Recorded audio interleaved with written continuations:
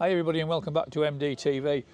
While it's a sunny day and we're actually out here, we've just done a short video on and it shows you the Vermeerian quartz going up a kerb.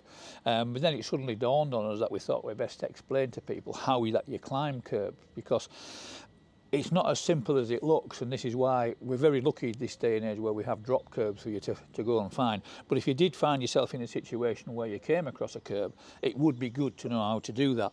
So we've got the 4-inch kerb in front of us, and what you've got to remember is that you've got to have your wheels square parallel to the kerb, so that because if you actually take the scooter forward now and expect it to climb there, it's a powerful scooter, this, it really is.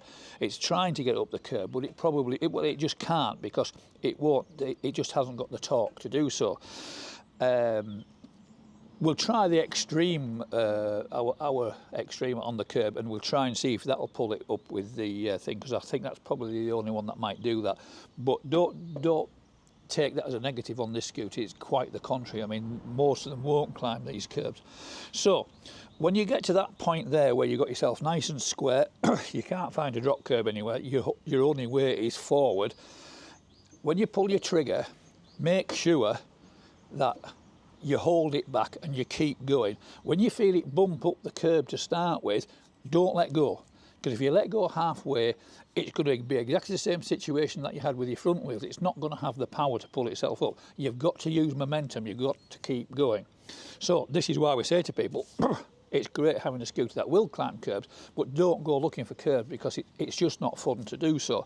So I'll climb up this one. As you can see, I roll forward, keep the power on, up it goes, and up it goes onto the top.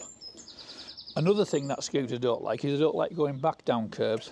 This one is quite happy to do so. Just let it roll down and keep going back down again. So as you can see, the Vermeerian did that quite well. We've got other scooters that will actually climb this kerb quite comfortably. But we'd actually, when you come into this to buy a scooter, we can show you that if that's something that you're worried or concerned about. However, we would always recommend, if you don't need to climb up a kerb, please just don't, because it's so easy to get it wrong.